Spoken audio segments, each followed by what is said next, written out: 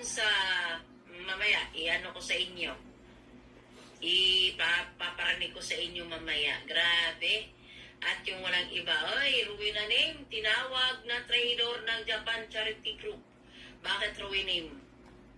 Ano kaya talaga ang pakay nito ni Ruin name? Ang pabahay nila, wala, kulang daw ang budget. Kulang ang budget daw, kaya last day na daw ngayong 7. Pero wala pa rin nangyayari. Tapos, Melanie at Rina, uuwi na daw. Uuwi na si Rina at si Melanie sa Batubalani. Saan daw uuwi? Siyempre doon daw sa lumang bahay. Sabi nitong traidor.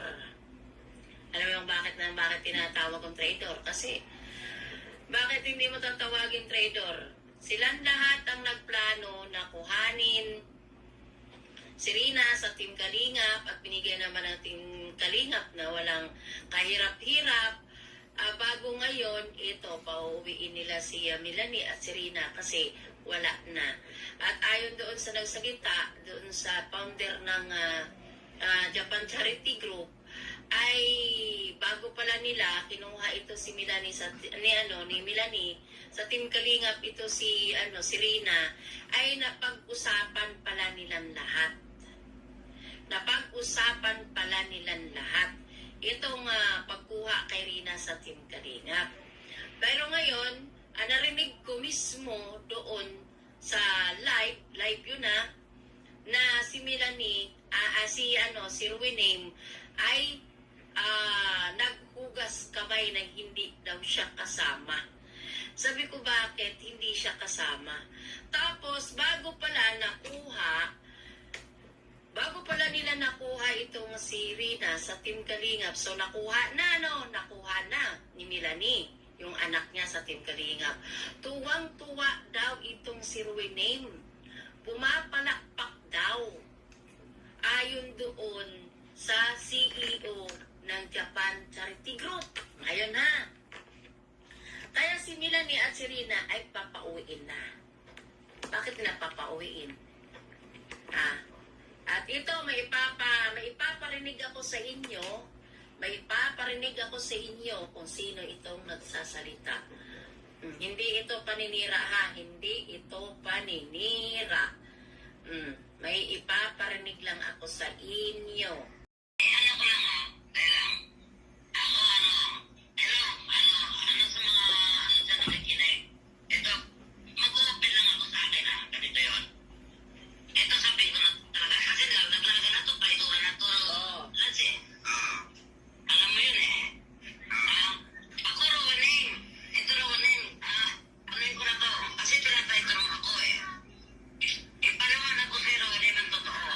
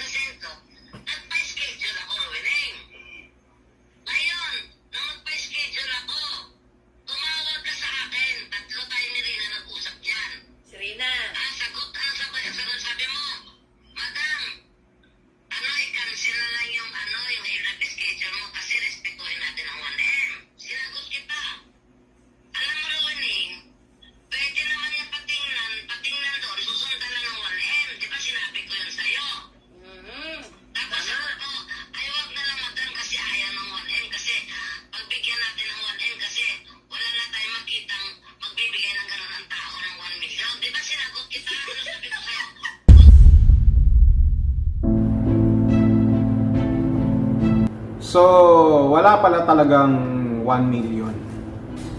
Kaya naman pala hindi matuloy-tuloy ang pagpapagamot ni Reyna na kanilang pinangako.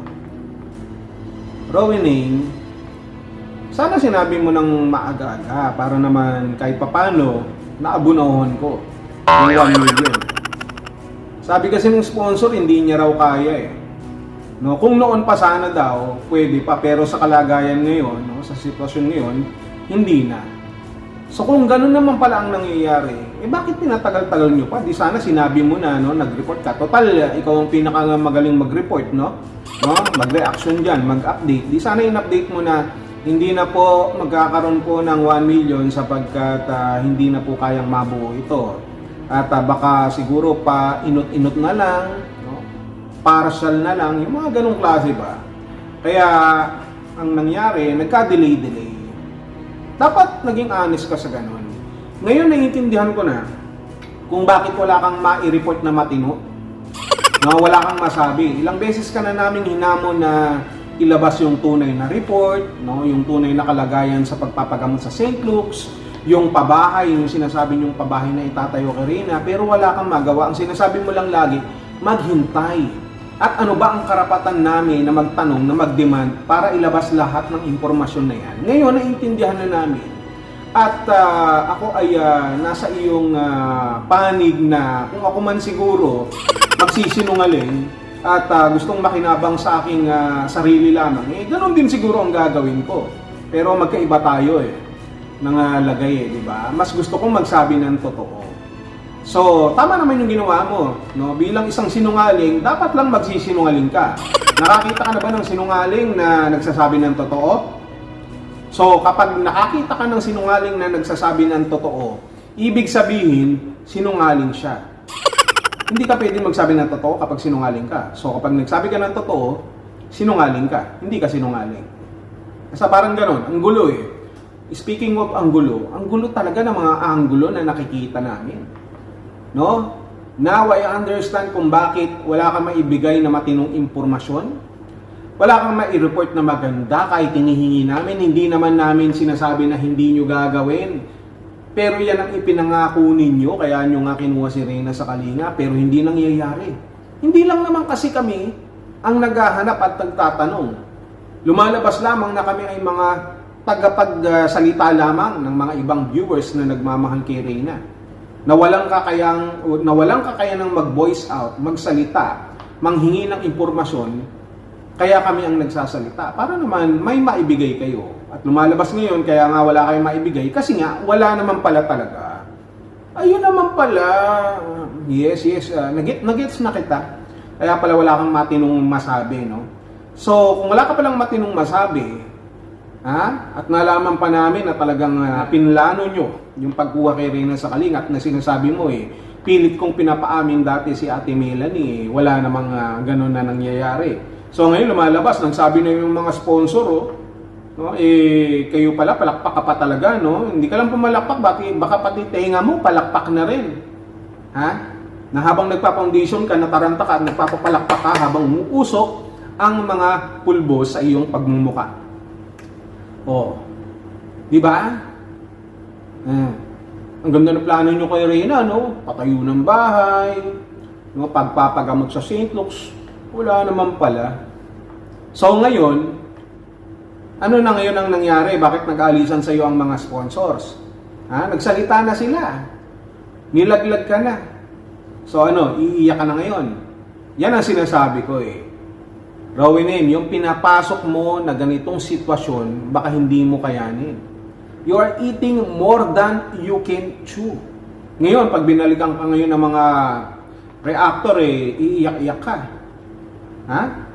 Baka gusto mong kumuha na ng abogado para yung mga magsasalita sa iyo ay isa-isa mo nang idemanda. May kilala ako, si Attorney Libagan. Magaling na abogado yun, kaya siguradong papataubin lahat ng mga kalaban mo na reactors. Yan, sila Birador Picua. Wala yan. Huwag ka matakot dyan. Si Birador Picua, magiging Birador Peklat na lang yan. Isang bakas na lang ng sugat na matagal gumaling, na alaala ng kahapon. Diba? Ngayon, Rowenin, sino ngayon ang lumalabas na gusto lang makinabang kay Reyna? Ha? Wala naman palang pabahay. Walay. Ano yun? Asan yung 1 million na hinihintay nyo? No? Hinihintay nyo na kaya hindi matuloy-tuloy ang kung ano man ang gusto nyo mangyari kay Reyna sapagkat hinihintay nyo yung 1 million at baka kamo mawala. No? Minsan lang na magkaroon ng 1 million. Ano yun? Yung 1 million. Sabi nung sponsor, hindi naman. No? Ano sabi? Ano yun?